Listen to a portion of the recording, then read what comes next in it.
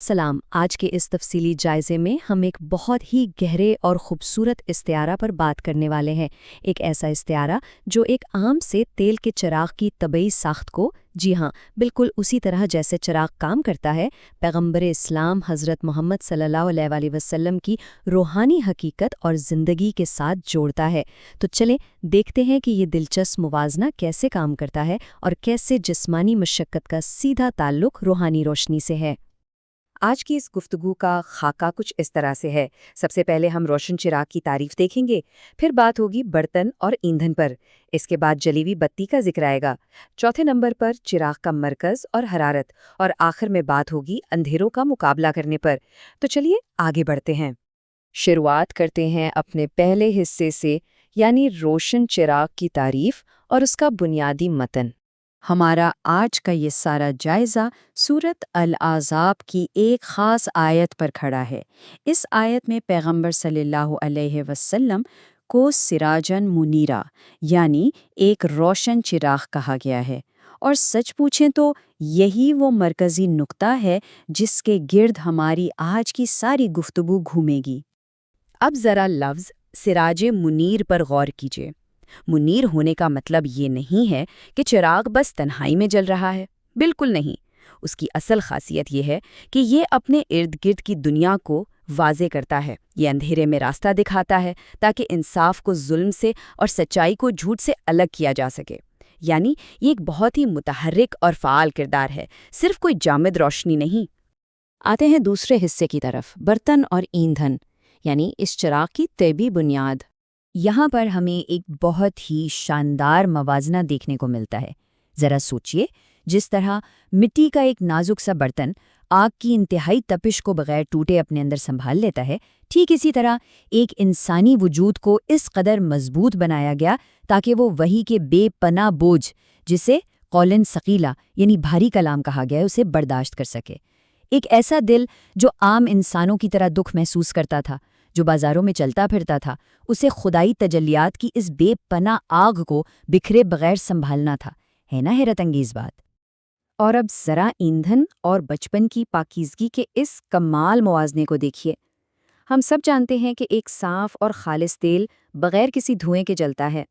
इसे यहाँ एक इंतहाई पाकीज़ा किरदार से जोड़ा गया है, यानी अल अमीन।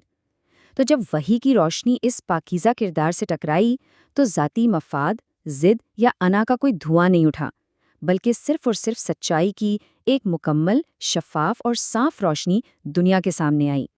दरअसल ये खुद को पिघलाने और मुकम्मल तौर पर खर्च कर देने की हालत है। एक चिराग तभी तक रोशनी देता है जब तक वो अपना ईंधन खर्च करता रहता है। बचाने से तो रोशनी नहीं मिलती है ना। ये नुक्ता इस बात को जाहिर करता है कि हिदायत की ये रोशनी दरअसल सेहत और खुराक की मुसलसल कुर्बानियों के बलबूते पर जल रही थी। चाहे इबादत में खड़े खड़े पाँव सूज जाना हो या फिर भूख की शिद्दत से पेट पर पत्थर बांधना, ये सारी तकलीफ़ें इसी रोशनी का खालिस ईंधन थी। चलिए अब तीसरे हिस्से पर बात करते हैं, जली हुई बत्ती और लचक और इस्तकामत का निज़ाम। इस मकाम पर एक बहुत ही गहरा और अहम नुक्ता छुपा है। आपने गौर किया होगा कि रोशनी को बरकरार रखने के लिए एक बत्ती का आहिस्ता आहिस्ता जलकर राख होना कितना लाजमी होता है। ठीक इसी तरह पूरी उम्मत की हिदायत को जिंदा रखने के लिए मुकम्मल कुर्बानी दरकार थी। अपनी नींद, अपना ज़ाती आराम और तमाम वसाइल को आहिस्ता आहिस्ता राख कर देना ही दरअसल इस बत्ती का मकसद था, ताकि ये रोशनी मुसलसल फैलती रहे और कभी मध्यम ना पड़े। अब देखिए, जब तक बत्ती का ऊपरी सिरा थोड़ा सा झुलस न जाए, वो तेल को ऊपर की तरफ नहीं खींच सकती। बिल्कुल इसी तरह बचपन में वालिदैन की वफ़ात का सदमा, सालों तक चलने वाला सख्त सामाजी बायकाट और ताइफ की वो कड़ी आजमाइशें, दरअसल ये सब उस बत्ती को तैयार करने का अमल था। इन तमाम आजमाइशों और जख्मों ने इस चिराग को बुझाया नहीं, बल्कि सच तो ये है कि इन्हें एक ऐसी मुनफरिद ताकत बख्शी जिसने रूहानी क़ुव्वत को मज़ीद मजबूती से अपनी तरफ खींचा। यहाँ साइंस के कैपिलरी एक्शन यानी कशिश के अमल को इस्तारे के तौर पर बहुत बेहतरीन अंदाज में इस्तेमाल किया गया है। जिस तरह बत्ती तेल को नीचे से ऊपर की तरफ खींचती है, ये अमल एक मुस्तकिल रूहानी पुल की तरह काम करता है। یہ ہمیں بتاتا ہے کہ کس طرح انسانی صلاحیتوں کو دنیاوی جہالت کے گہرے اندھیروں سے خاموشی مگر مسلسل جدوجہد کے ذریعے خدا کی پہچان کی بلندیوں تک کھینچا گیا۔ یہ واقعی ایک مسلسل اور نہ رکنے والا عمل تھا۔ ہمارا چوتھا حصہ ہے مرکز اور حرارت، یعنی ایک مستحکم شعلہ۔ کیا آپ نے کبھی جلتے ہوئے شعلے کو غور سے دیکھا ہے؟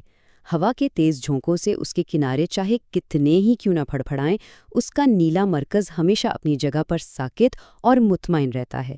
یہ جنگوں، ہجرتوں اور دھوکے بازی کی شدید افراتفری کے درمیان سکینہ یعنی دلی اطمینان کی ایک زبردست علامت ہے۔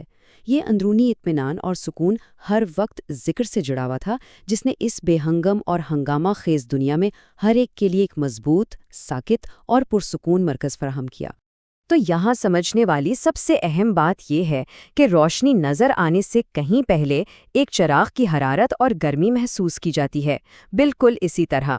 اس سے پہلے کہ لوگ قوانین اور احکامات کو پوری طرح سمجھتے، اس عظیم رحمت کی حرارت نے سخت اور قبائلی دلوں کو نرم کر دیا تھا۔ اس حیراتی رحمت نے نہ صرف راستہ واضح کیا بلکہ اس دنیا کو ان سخت حالات میں بھی سب کے لیے محفوظ اور قابل رہائش بنا دیا تھا۔ اور اس مقام پر ایک بے حد خوبصورت اور حیران انگیز حقیقت ہمارے سامنے آتی ہے، وہ یہ کہ ایک اکیلے چراغ سے ہزاروں لاکھوں اور چراغ جلائے گئے، بے شمار دلوں کو منور کیا گیا، لیکن اس بانٹنے سے اس بنیادی اور روشن روحانی مرکز کی اپنی روشنی یا اس کی حدت میں ایک درجے کی بھی کمی نہیں آئی۔ روشنی بانٹنے سے بڑھتی ہے، کم نہیں ہوتی۔ اب ہم آتے ہیں اپنے پانچویں اور آخری حصے کی طرف، اندھیروں کا مقابلہ یعنی روشنی کا بوجھ۔ ذرا تصور کریں، یہاں چراغ کی وہ سب سے مشکل طبعی حالت ابھر کر سامنے آتی ہے۔ ایک تاریک کمرے میں چراغ وہ واحد چیز ہوتا ہے جو بالکل سامنے سے ہر طرف کے اندھیروں کا خود اکیلے ڈٹ کر سامنا کرتا ہے۔ یہ اس بات کی بہت بڑی علامت ہے کہ انسانیت کی تمام تکالیف اور ان کے دکھوں کے سائے کو اٹھانے کے لیے اس ہستی کو اکیلے اندھیرے کے بالکل آخری کنارے پر کھڑا ہونا پڑا۔ کتنا بھاری بوجھ تھا یہ۔ ان اندھیروں کو سمجھنے کا مطلب صرف فلسفہ بیان کرنا نہیں تھا، بلکہ جسمانی طور پر ان کے خلاف مزاحمت کرنا تھا۔ وحی کی شدت سے سرد ترین دنوں میں بھی پسینے سے شرابور ہو جانا اور غار حرا کی اس سنگین اور بھاری تنہائی کو سہنا، یہ سب آخر کس لیے تھا؟ یہ سب اس لیے تھا تاکہ اندھیروں اور مصائب کے اس عظیم بوجھ کو اکیلے برداشت کیا جا سکے اور آنے والی امت کو یعنی عام لوگوں کو اس بوجھ کے تلے نہ دبنا پڑے۔ انہوں نے اندھیروں کو خود پیچھے دھکیلا۔ قیادت اور ہدایت کوئی ایسے الفاظ نہیں ہیں جنہیں بس دور بیٹھ کر سکھا دیا جائے، بالکل نہیں۔